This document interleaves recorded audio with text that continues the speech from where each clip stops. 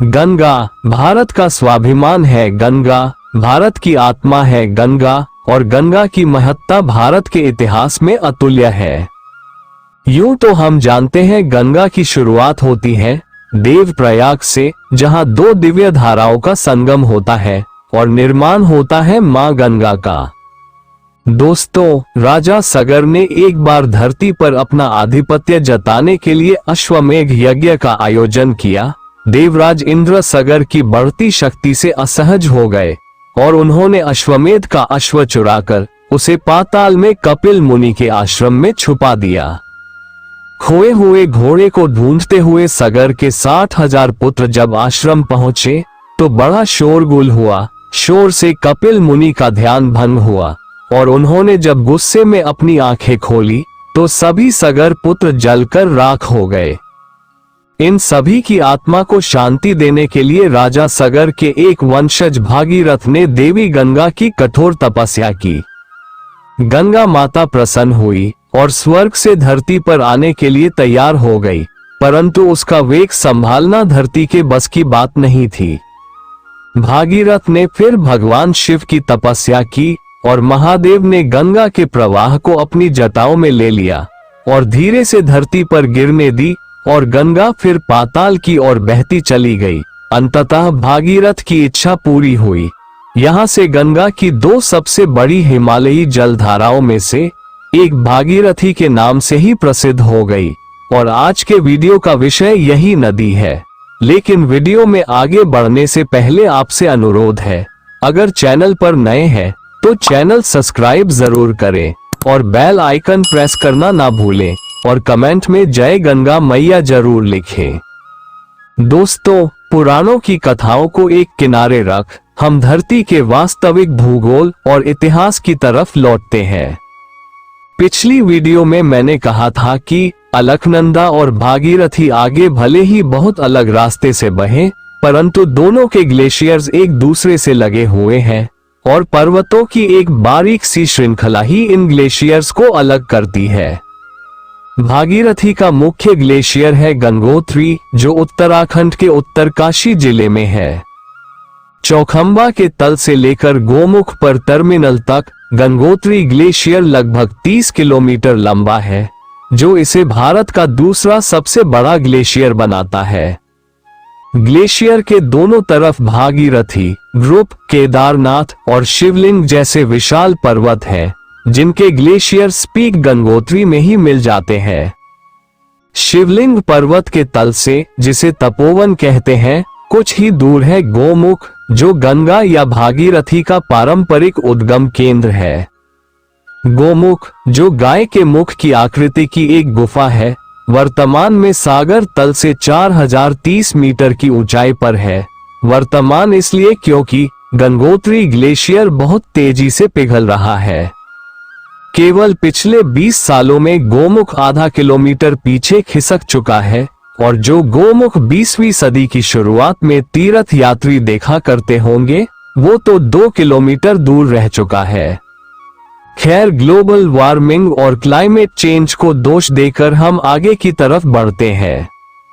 गोमुख की वर्तमान स्थिति से भागीरथी नदी उत्तर पश्चिम की ओर बढ़ती है, भोज, बासा और चीड़वास की ओर, जहां भोज और चीड़ के पेड़ काफी होते हैं। भोज वृक्षों की संख्या अब काफी गिर चुकी है। कुछ ही आगे है गंगोत्री। 3100 मीटर ऊंचे इस नगर में केदार गंगा भागीरथी से मिलती है। गंगोत्री में देवी गंगा का एक प्रसिद्ध मंदिर है, जो छोटे 4 धाम में से एक है। गंगोत्री का पुराना मंदिर गोरखा जनरल अमर सिंह थापा ने बनवाया था और ठीक इसी जगह पर जहां भागीरथ ने महादेव की तपस्या की थी।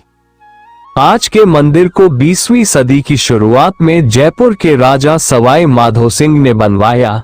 इसी वजह से इसकी वास्तुकला गढ़वाल के बाकी मंदिरों से थोड़ी अलग है। सदियों से गंगोत्री आस्था का प्रतीक रहा है। लाखों श्रद्धालु हर साल तीर्थ यात्रा पर यहां आते रहे हैं। गंगोत्री से आगे भागीरथी की घाटी तंग होती जाती है और भैरव घाटी में तो नदी सीधी खड़ी चट्टानों के तल पर बहती है और यहाँ पर भागीरथी में जाड़ गंगा या जानवी नदी मिलती है। भैरव घाटी में जाड़ गंगा भी भागीरथी की तरह ही गहरी खाइयों में बहती है और भागीरथी से लगभग 2600 मीटर की ऊंचाई पर मिलती है। कभी यहाँ पर भागीरथी के ऊपर लकड़ी और रस्सी का एक पुल था। अब इस पुल को फिर जाड़ गंगा पर अंग्रेजों के बनाए एक सस्पेंशन ब्रिज ने रिप्लेस किया, जिसकी जगह आज का लंका ब्रिज है। जाड़ गंगा को भारत चीन सीमा से निकालने वाली बहुत सारी नदियां जन्म देती हैं।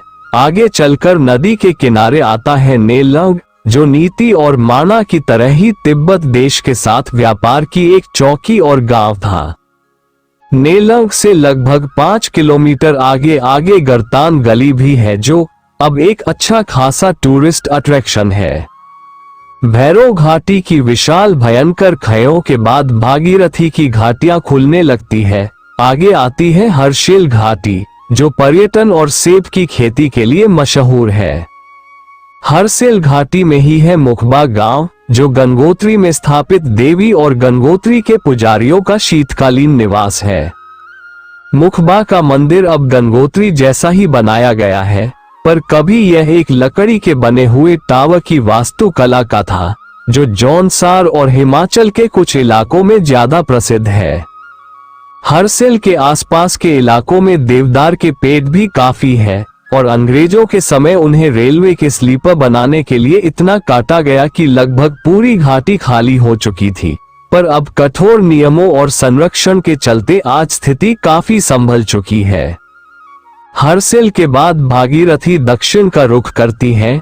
घाटियां फिर तंग होने लगती है। यहाँ से बहुत सी छोटी छोटी हिमालय धाराएं भागीरथी में मिलती रहती है और छोटे छोटे गांव नदी के दोनों तरफ बसे हुए हैं। नदी धीरे धीरे फिर पश्चिम की ओर मुड़ने लगती है और आगे आता है मनरी गांव, जहां है भागीरथी पर बना हुआ पहला बांध।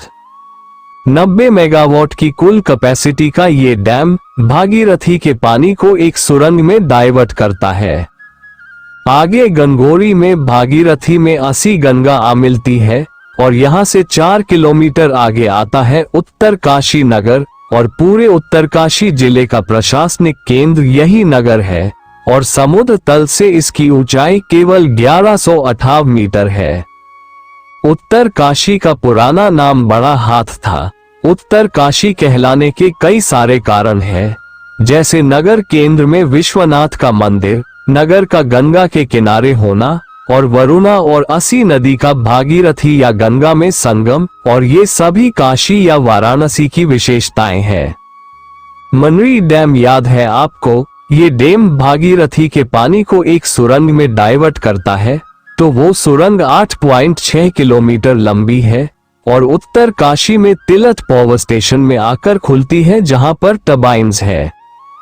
ये मनरी भाली स्टेज 1 था और इसके खत्म होते ही लगभग तुरंत स्टेज 2 की शुरुआत हो जाती है।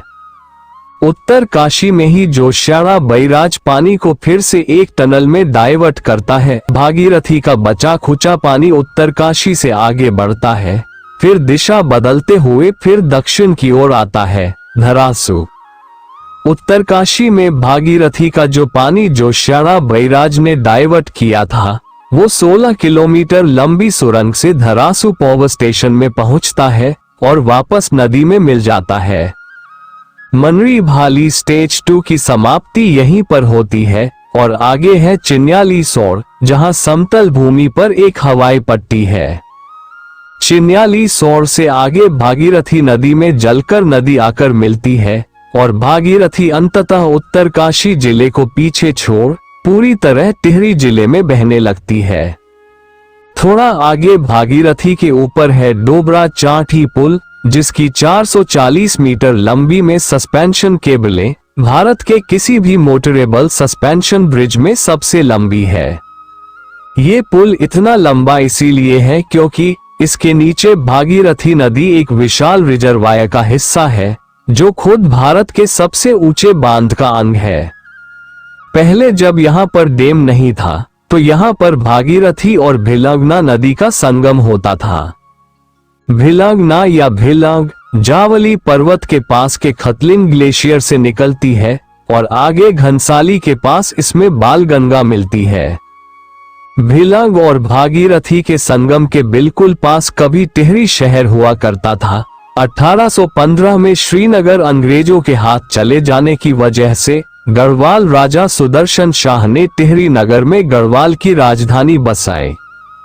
टिहरी के बिल्कुल पास भागीरथी की घाटियां बहुत तंग थी, तो इसी जगह बांध बनाना तय हुआ और 2006 में बांध बनकर तैयार हुआ।